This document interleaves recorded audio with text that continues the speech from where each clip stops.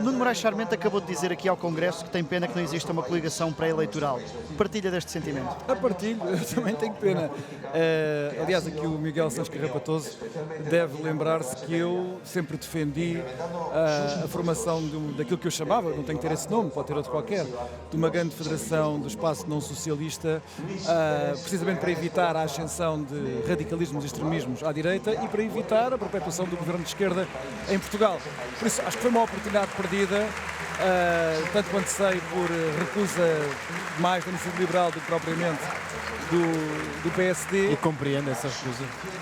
Quer dizer, eu, por um lado, não compreendo porque gostaria que houvesse essa federação das direitas, por outro, pondo no lugar da Iniciativa Liberal, tem a confiança justificada, acho eu, de vir a crescer outra vez nestas eleições, de querer ganhar o seu espaço. Os partidos mais pequenos vivem sempre neste pânico de terem grandes oscilações no seu apoio eleitoral ao longo do tempo, porque os partidos grandes acabam por ir devorá-los mais tarde ou mais cedo, e para isso estes partidos gostam de consolidar a sua base eleitoral e isso supõe uma estratégia mediática, política, de conteúdos políticas públicas, que seja autónomo dentro de uma coligação. Isso é muito mais difícil de conseguir. E a Iniciativa Liberal usa um outro argumento ainda, sendo um partido que se afirmou e que se afirma também por ser de alguma forma antissistema pelo menos representado pelo PS e PSD, isolando aqui o PSD.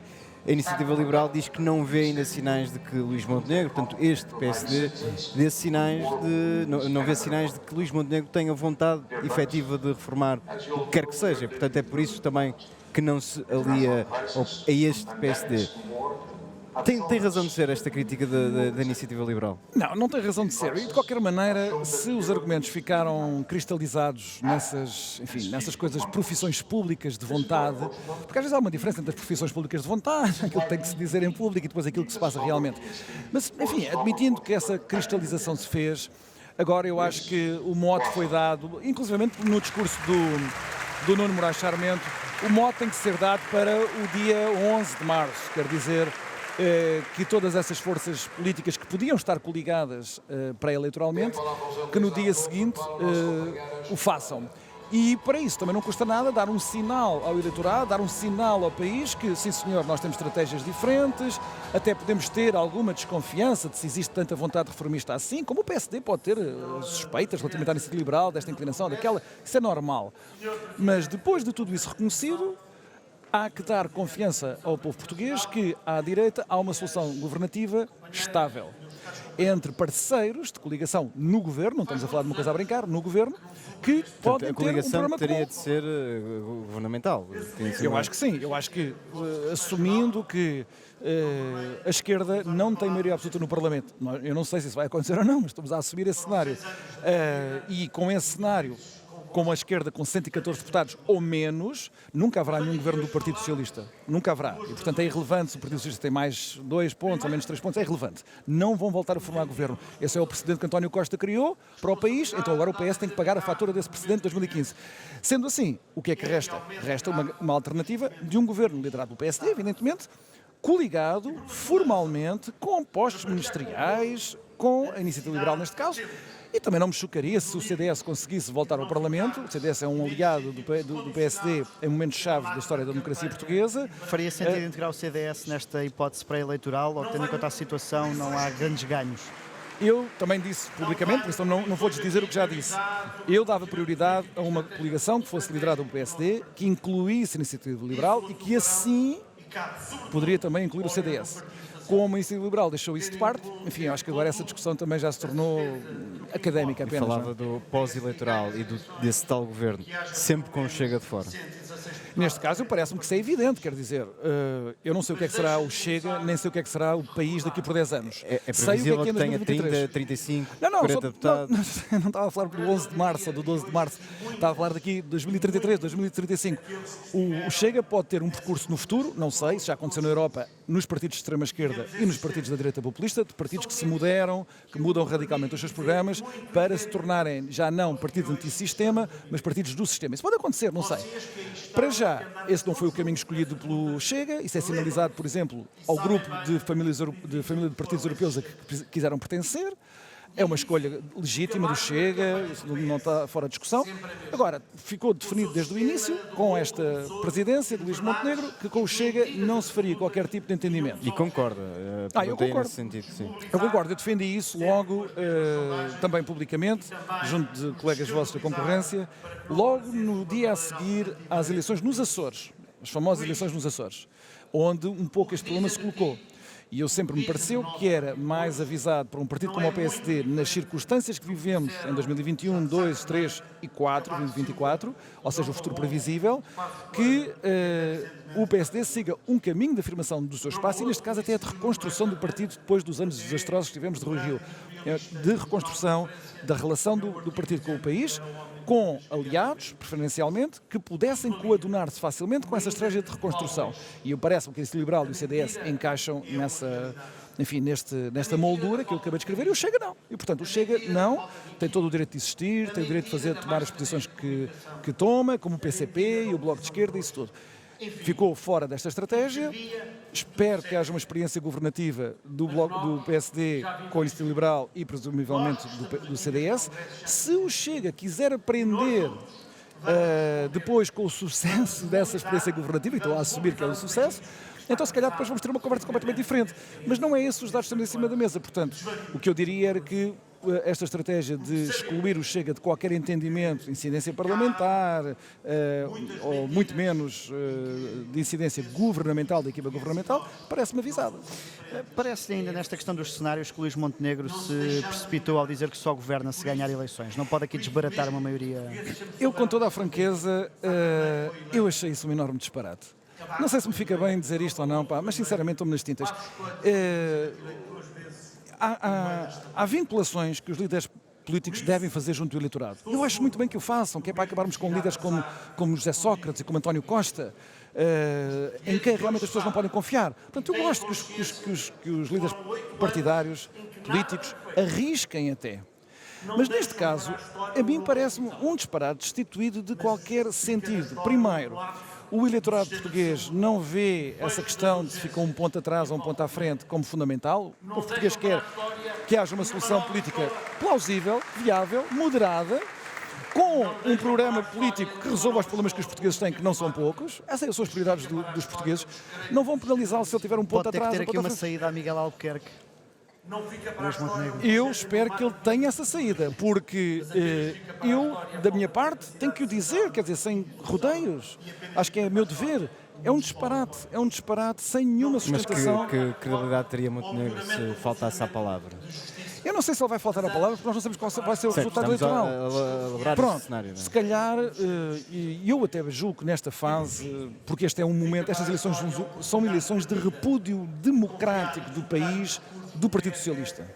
É esse o significado histórico destas eleições, desde março de 2024. Portanto, nesse sentido, eu até acho que é normal e natural o PSD, mesmo já sei que o PSD não está com a força de base eleitoral que teve no passado, mas vai ser suficiente para chegar à frente e para liderar. Eu estou a dizer é que não faz sentido, mesmo nesse cenário, quer dizer, colocar essa questão como uma questão eleitoral, de honra, como se isso traduzisse um capital de confiança em que os portugueses podiam adquirir simplesmente por Luís Montenegro fazer essa promessa. Acho que não tem qualquer sentido e portanto, quanto mais depressa a gente a esquecer, melhor. Mas nós, jornalistas, não vamos deixar esquecer naturalmente. Mas eu já esqueci. Acreditando que Luís Montenegro é fiel às suas palavras e que existe uma maioria de direita no Parlamento, ainda que o PS tenha ficado em primeiro lugar. Luís Montenegro seria consequente com as suas palavras e não formaria governo. Seria de esperar que o PSD indicasse alguém a formar governo, a convite do Presidente da República, Miguel, o meu ponto é precisamente esse. A mim parece-me tão inútil e insignificante esse compromisso que eu espero que ele falte à palavra. E as pessoas podem dizer, mas como é que este Miguel Morgado apoia um tipo que depois dá o dito por não dito? Porque a colocação desses cenários, como esse, Miguel, se vamos indicar outro líder, se vamos não sei o quê, ou se fazemos eleições passadas, isso é que não faz sentido nenhum. Portanto, se houver num cenário em que o PSD não fica à frente, mas houver uma maioria que não é da esquerda, e portanto não haverá nenhum governo do Partido Socialista viável, que possa durar, Então, eu até digo mais, é um dever de Luís Montenegro de dizer isto que acabou de E se dizer. não for Luís Montenegro, será outro? Não tem de ser ele, é que tem mesmo que ser ele. Acho que a questão é tão grave quanto essa. Tem de ser ele. Não será ele noutras eleições. Nestas tem que ser ele. Falava aí há pouco do repúdio democrático a este Partido Socialista. As sondagens ainda não mostram isso. Mostram. Peço imensa desculpa. Há O um ano e PS meio, está a ser há um penalizado, ano e meio mas, tiveram 43%. mas o PSD não cresce. A questão é Isso é essa. outra coisa. O que eu ia dizer é, há um repúdio democrático e os portugueses são pessoas adultas, racionais, Aparentemente livres. repeliam mais o PSD. Não, Estão não, os não, dois não, a ser não. penalizados, mas o Peço PSD imensa surge desculpa. atrás do PS. Peço imensa desculpa. As pessoas têm várias opções por onde expressar o seu repúdio ao Partido Socialista. E eu respeitarei, como acho que toda a gente deve respeitar, as várias opções. Podem votar no Bloco de Esquerda, podem votar no Liberal, no Chega, no CDS. Aliás, Bloco de Esquerda e Chega, na mais recente sondagem, são os dois partidos que crescem mais. Eu depois também quero ver sondagens, enfim, mais amadurecidas, digamos assim, do que estas que nós temos tido até agora. Prefiro esperar por umas mais amadurecidas. Mas, admitindo que estas dão uma indicação, grosso modo, do que está a passar, a primeira conclusão a tirar é há uma penalização fortíssima. O PS teve maioria absoluta em janeiro de 2022. Peço imensa desculpa. Dê-me um exemplo em um ano e meio, um partido que tenha reduzido de 43% para 25%, ou 26% ou 27%. Não há muitos exemplos na Europa nos últimos anos. Portanto, nós estamos a falar de um momento de repúdio. Até onde irá esse repúdio do Partido Socialista? É isso que nós não sabemos. E é isso que também cabe ao Luís Montenegro caracterizar, quer dizer, eu acho que faz parte da missão do Luís Montenegro, mas também do Rui Rocha, de todos os líderes democráticos que se apresentam agora em eleições, de não só virem com os seus programas, as suas propostas para o SNS, para a educação, para o IRS, o que for, mas caracterizar... Mas o que é que tem faltado a Luís Montenegro? Posso-lhe fazer a pergunta dessa forma, ignorando as sondagens. O que é que tem faltado a Luís Montenegro para fazer essa afirmação mais clara? Pronto, eu vou começar pela primeira ordem de causas, que é cronológica e é substantiva. Luís Montenegro pegou no PSD num momento particularmente difícil na história do PSD, onde a presidência anterior, de Rui Rio, conseguiu destruir uma parte muito significativa do capital político que tinha sido acumulado ao longo de 40 anos do PSD. Eu sempre utilizei esta expressão. Foi danificada, maculada a relação política do PSD com o país. Em vários aspectos. Por exemplo, o PSD regionalizou-se. Perdeu apoio popular no sul do país, que é metade do território, no distrito de Setúbal, onde nós estamos aqui, de onde eu sou originário, nascido e criado em Setúbal, na cidade de Setúbal, portanto no distrito de Setúbal, o PSD perdeu a sua expressão política, não foi sempre assim. E perdeu-a, sobretudo, foi acelerada com o Rui Rio. Depois, foi com o Rui Rio que os líderes futuros do PSD herdam uma situação de concorrência à direita que nunca tiveram antes. Tinham o CDS, mas agora tem, para além do CDS, que ainda não desapareceu, um partido que está com coalições e pode voltar no Parlamento, tem a Iniciativa Liberal e o Chega, que representa um desafio ao PSD de uma natureza completamente diferente daquela que o PSD enfrentou nos últimos 50 anos.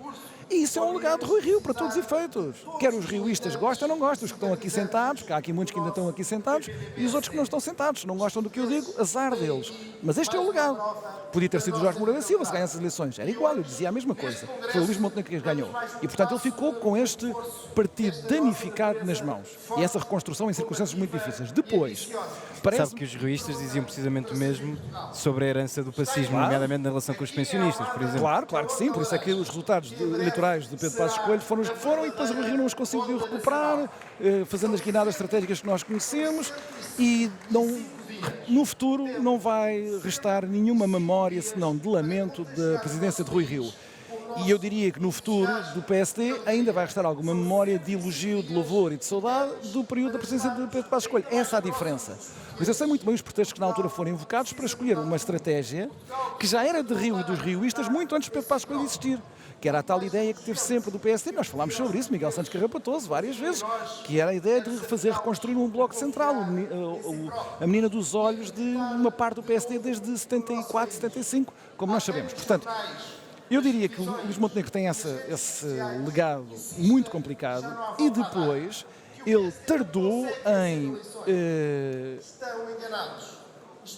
reconstruir a relação com o país com mensagens, com apelos que o país valorizasse. Eu vou dar um exemplo.